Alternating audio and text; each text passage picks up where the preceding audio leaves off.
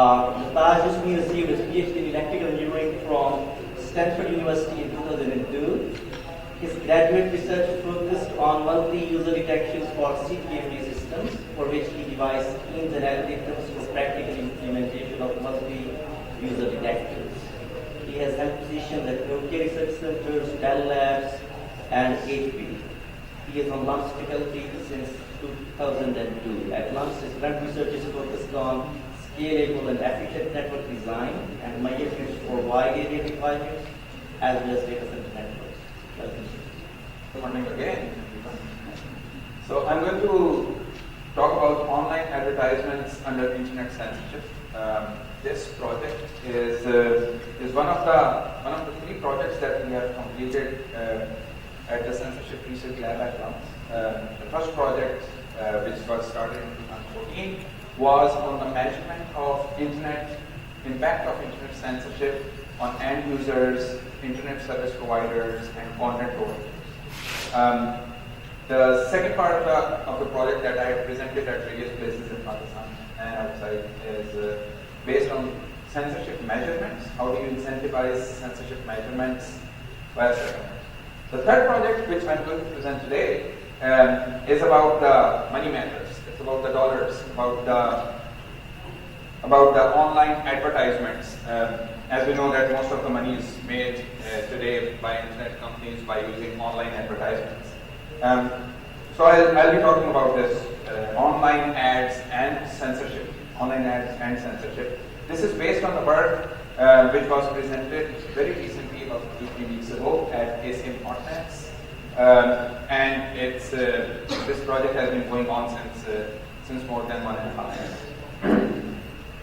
years. My collaborators on this work are Hira Javed and Hafiz Kamran Khalil, 2 undergraduate students who are now pursuing their PhDs at Northeastern and Purdue, and Ihsan Qadi, who is a colleague at LUMS. The core effort in this work is the analysis of ad traffic, advertisement traffic, seen on the top Alexa site. So some of the appetizers for thought before we begin. How would we like to pay for reading news at CNN.com? Today we read news at CNN.com for free. Posting Facebook statuses. What if you have to pay 1 cent or 0.1 cent or 0.01 cent for every Google search that you do? I'm sure that nobody is going to like that.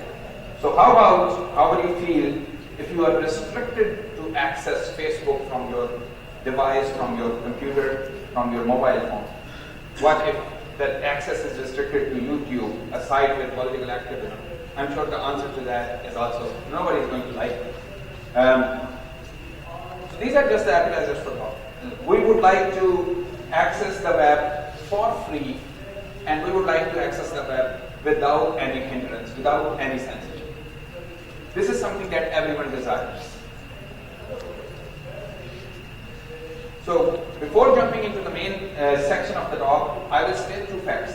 First fact is free web relies on advertising. The reason that we are able to search on Google for free is because Google is making a lot of money through the eyeballs.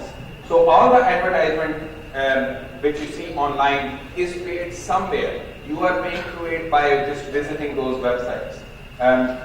In fact, the US internet advertising revenue has increased tremendously. It's 83 billion in 2017, and it has surpassed the television and the other ad revenue combined.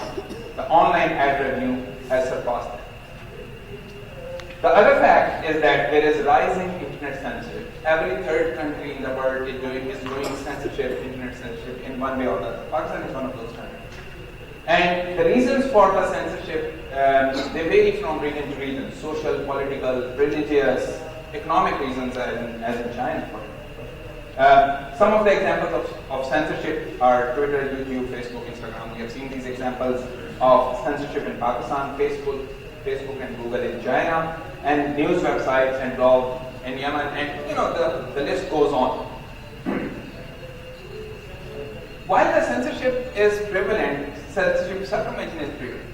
People who are living in the country, they always use some sort of mechanism, a proxy, DNS change, or something like that, in an effort to bypass censorship. So there is a growing use of censorship mechanisms, censorship, circumvention mechanisms. And there are many tools available on the internet. Tor is, for example, is very popular. It was devised as an anonymity tool. People use it for bypassing censorship. Lantern, uProxy, Hotspot Shield, and you name it. There are about 400 people who use VPNs to access websites which are either censored or they want to have better privacy. So they create a connection to some relay or proxy and then go to the server. Tor alone has more than 2.5 million daily active users. So how did this project start? This project started from the first project that we did back in 2014, in which we did measurements of the internet censorship and tried to find the impact of those on various stakeholders. The peculiar observation that we had from the first project was the use of proxy messes up the advertisement. So for example, if somebody sitting in Pakistan should be seeing this kind of an ad, instead, if this guy is going through a proxy or a relay or a VPN, will see an ad in a language that would not be understandable to this guy. I think everyone who has used a proxy or has gone through VPN or has tried to bypass internet censorship has seen this kind of thing happening to their browser.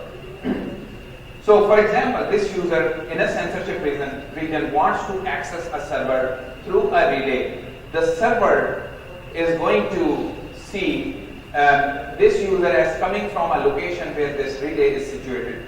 This relay could be in a very different region, in a region where language is totally different from this user. So the publisher or advertisers, as seen from the server, they no longer see the correct user location if the user is going through the proxy or the region. And the result of that is that clients will see irrelevant ads, for example, in a different language, and the ads which are irrelevant to that. So why are irrelevant ads good or bad? We see that they are pretty bad, and they are bad for everyone. This is a lose kind of a situation. Why? Because the advertisers, they show the ads. McDonald's will show you the ad because they want you to click on that ad and go to their website and purchase a burger. The advertisers, they lose money in showing ads that no one will ever click. If the ads are irrelevant, nobody is going to click on those ads. The publishers, the popular websites that people visit, CNN.com, ESPN, BreakInfo.com, these are the popular websites which are showing the ads. They also lose money because whenever somebody clicks on the ads which is shown on ESPN BreakInfo also gets the money. And the consumers, they also get frustrated. So it's a lose-lose situation for everyone. Everyone loses in this case. So irrelevant advertisements, they destroy the advertisement ecosystem. This work is trying to answer a few questions. First, it would like to measure the adverse impact of censorship circumvention on online advertising. How censorship circumvention, how bypassing the censorship, how going through a proxy impacts online advertising. The other question that we'll answer is that can we design a circumvention system that serves relevant ads that people are more likely to click, while maintaining the circumvention effectiveness without destroying the circumvention process. So, a very quick two-slide view of the internet advertising ecosystem. The players in the internet advertising ecosystem are the end users, the advertisers who want to advertise their products, and the publishers, which are the popular websites which are visited by these end users. The publishers sell the ad inventory, which is the ad space on their website, and the advertisers, they buy the inventory by using the ad networks, the old way of buying the ads, or using ad exchanges, which is a more modern way, and by using a process which is called real-time bidding.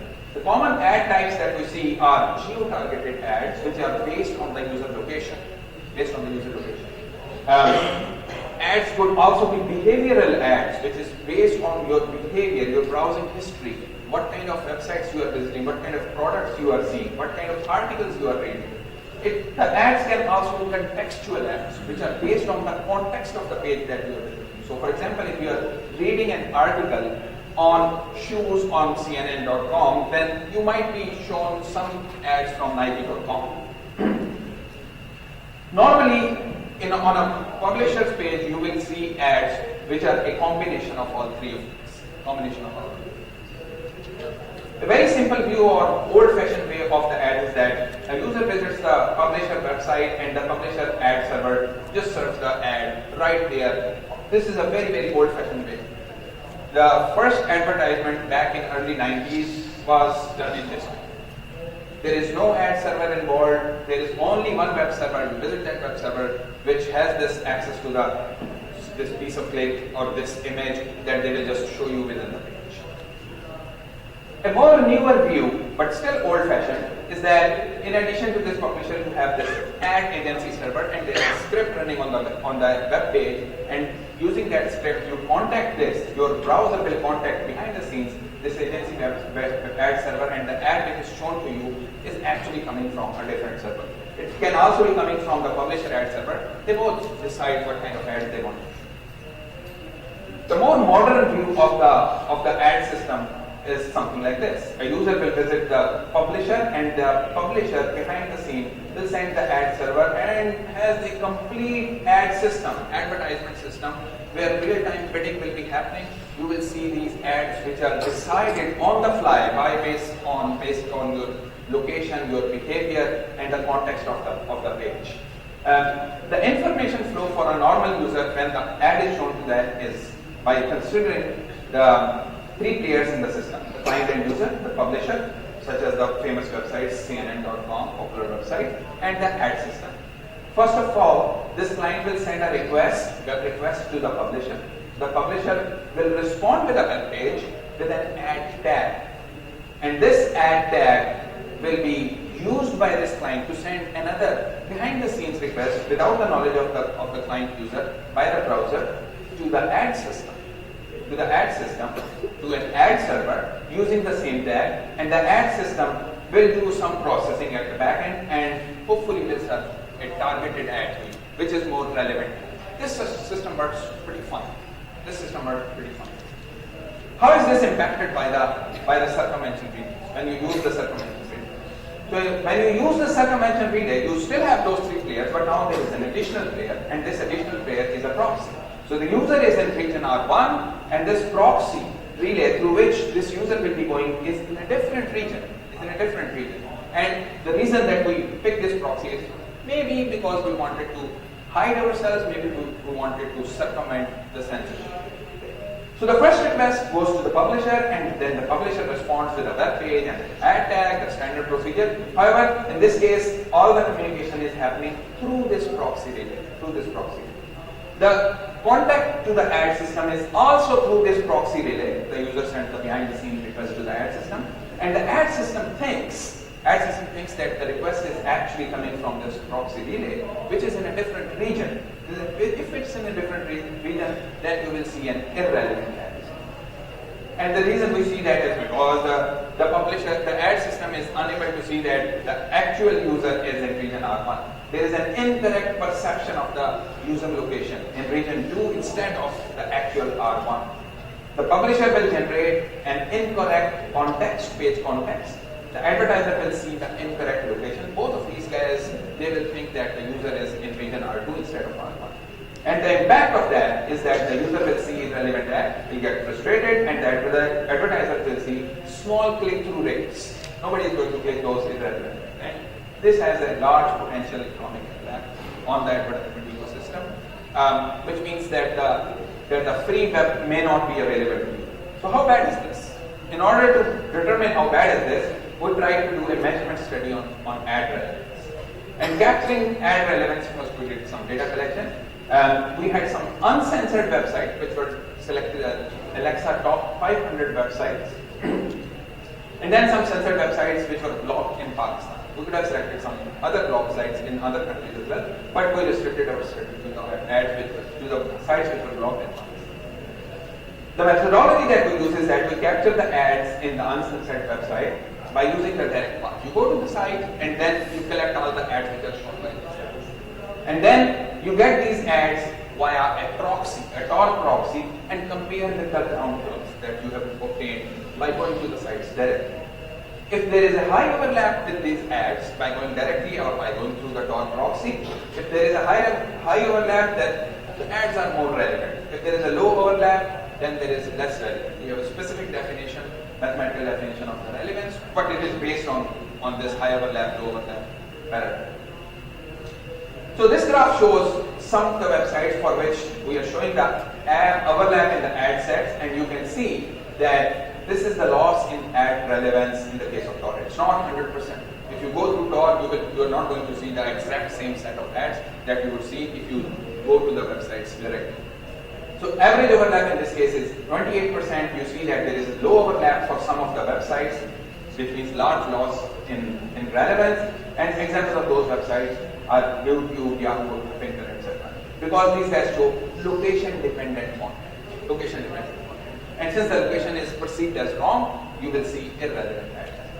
So can we improve the ad relevance while still allowing for effective circumvention? Can we do it? Solution outline. So there is a very simple solution that we can employ here to improve the ad relevance. First of all, we make a key observation. And the observation is that while the high visited websites, publisher websites are blocked by the regulatory authorities, PTA might block YouTube, they don't generally block ad servers, because one ad server serves ads to many publisher websites. So ad servers are almost always uncensored. We have not been able to find a single example of an ad server which was blocked by any of the countries. So the key idea is that you send the ad request not through the proxy but over the direct path. So ad system will see the correct user location. While doing that, you keep accessing the publisher by the proxy relay. Because the publisher is blocked in your country, you still have to go through the proxy relay to this publisher. It turns out that it's very easy to do that by using a web browser plugin. It's very easy to do by using a file which is called a fact file. This works.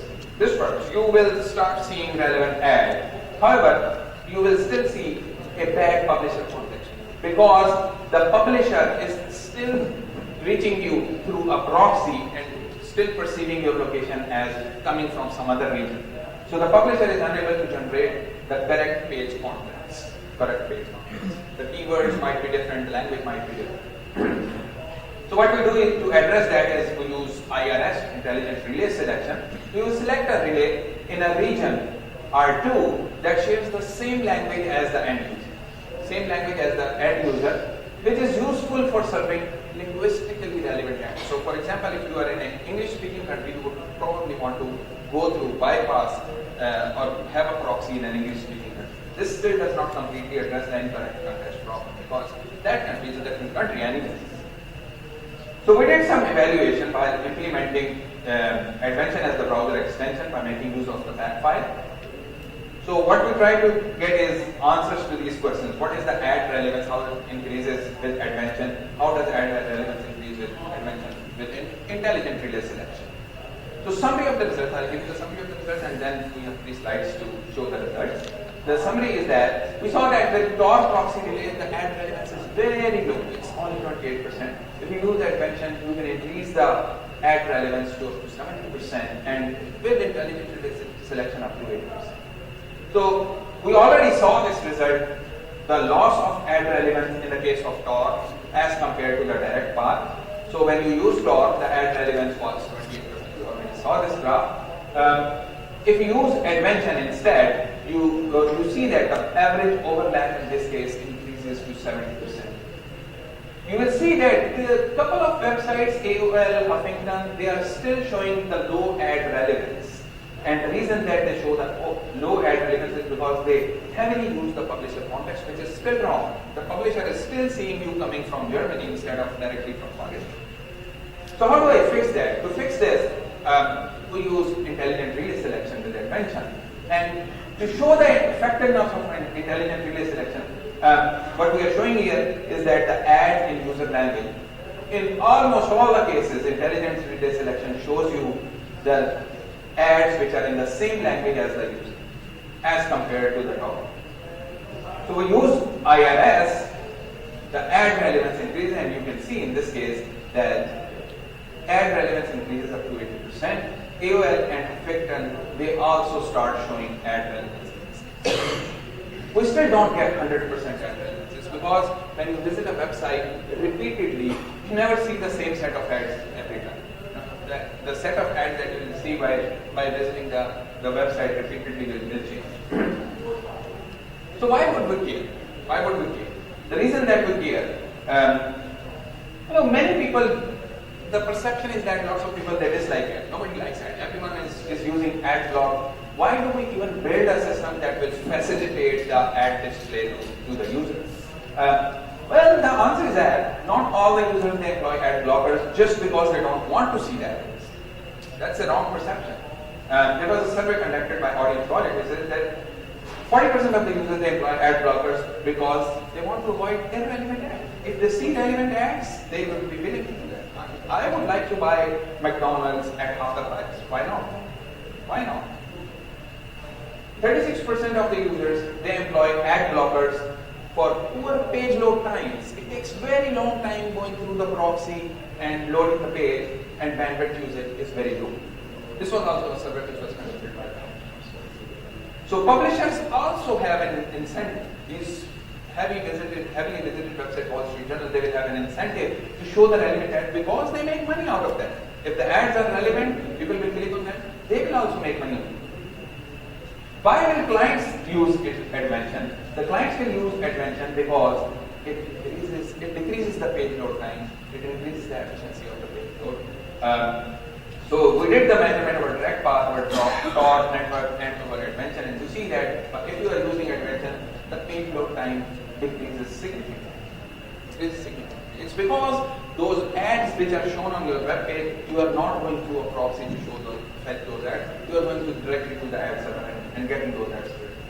So I'm summarizing the results here. We have highlighted the interplay between the censorship circumvention system, which you use to bypass the censorship, and the advertisement system. These two systems, we show the interplay between these, and we answered the questions, how can we increase the ad relevance, Advention, and with and without the intelligent relay selection? The answer is one of the possible answers. By how much? Increases from 28% with the plain old Tor to 70% or 80% based on whether you are using ILS or not. Do we get better page load times? Yes, 47% decreased average page load time. That finishes my talk. Thank you very much.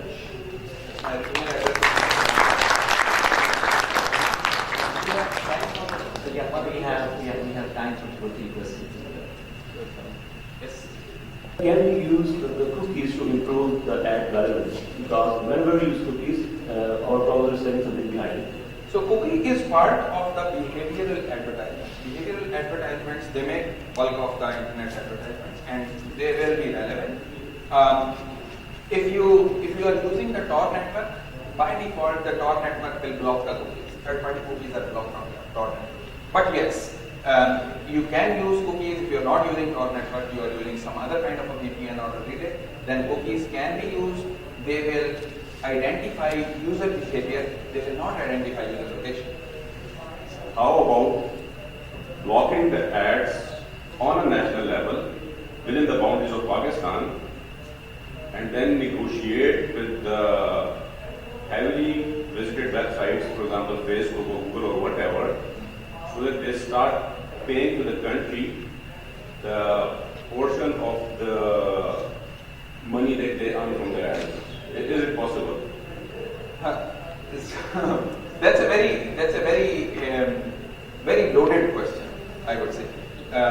It's a very challenging thing for any country to block all the ads coming inside the country. They can do that because they know the IP addresses of all the ad servers. They just block those IP addresses and you will stop seeing any of the ads. Just like you install an ad blocker on your computer, you can install a similar kind of an ad blocker, which will block some of the IP addresses of all the ad servers. The problem with that is going to be that you will not be able to see any of the ads. Whether government will be able to extract some money from the publishers or not, it's anybody's guess. I personally think that it would be very hard to do that. There are millions of publishers. How many publishers you are going to contact and tell them that we have blocked the ads on your website? If you want to make some money, pay us some money. So I think that the number of publishers is sheerly large. So it would become systematically very difficult for the governments to do this. I mean, they can block the ads, but whether they will be able to make the money or not, that's probably that's probably not going to happen. That's my guess. Yes. I mean, IRS improves the ad relevance, but I mean, using the proxies, the first thing is I want to keep the anonymity, and if I'm using proxy chaining, I'm going through the number of series of proxy servers. By directly connecting myself with any ad server will basically expose my privacy. So that's basically nullifies the objective. So how would you respond to that? And second thing is, how would you see this thing with the net neutrality thing which is going on recently? Would it affect? What's the effect? Net neutrality is totally different from this. To answer your first question, the underlying assumption here is that the ad servers, they are the good guys. Of course, somebody asked this question from me. What if the ad servers, they shake hands with PPA, for example, Telecom Regulatory Authority in Pakistan, or similar bodies who do censorship, and they form company. So in that case, you can't do anything. But the underlying assumption is this: these ad servers, you access the ad servers, and these ad servers are generally benign. But obviously, if they are on the same side as the government, then of course they can block you. They can even identify. Privacy concern is definitely there because your context also gets transferred to the ad. So if I am visiting wallstreetjournal.com and then after that I contact some ad server which was scripted within the site of the wallstreetjournal.com, then the information that I visited wallstreetjournal.com also goes to that ad server. And the ad server can disclose this information to the government. This could be quite bad because Wall Street Journal probably nobody is going to do anything against me. But if I visit some websites which are blocked in the country, in Pakistan nothing happens, but there are countries in the world where if you visit a website which is prohibited by the government, then you might go to jail by visiting that website. So yes, privacy is not protected in this case, but that's not the design goal of any of the circumvention systems. Tor itself is not a circumvention system; it is an anonymity system. People just use it for circumvention. But the other circumvention system that you see, Lantern, Proxy, Hotspot Shield, etc., many of those. None of the primary goal for them is to bypass censorship, not to provide the privacy. And that was not our design goal either. Your thoughts on net neutrality? Net neutrality.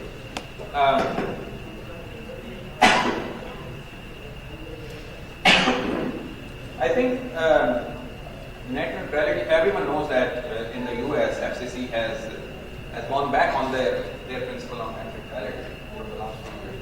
They said that every traffic which goes through the network should be treated equal. Whether it is Netflix movie or you are visiting a website for reading some article. And the bits that are coming through the wire, those bits should be treated equally. Now with the new shift in the paradigm of the net rules at FCC, net neutrality is taken back, which means that a bit which is coming for a Netflix movie is going to be treated differently. It's going to come from a slow lane if you compare it with the traffic flow as compared to a bit if you are visiting Wall Street Journal, for example, or reading an article. I personally think that internet service providers like AT&T, MCI used to be very big companies 20 years ago. In the .com boom, many of these companies became 1/10 of what they were in terms of market capitalization. But when AT&T sees that we provide the international network in the US, we have optical fibers everywhere, and then this small company Facebook comes up and their market cap is 4 times ours. Of course, this is not something which is easily digestible. Similarly, We don't have a content example in Pakistan, but PTCL is a big service provider, largest service provider in Pakistan. If you have a content provider which puts a server somewhere, maybe a small data center, and starts making more money than PTCL, obviously PTCL is not like. So I think from a business perspective, if you see, Trump sees the business perspective. If you see it from the business perspective, it's a free market. People are free to do anything what they want. They want to put toll on the fast lane, they can put toll on the fast lane. If you have to pay money to travel through a fast lane, you have to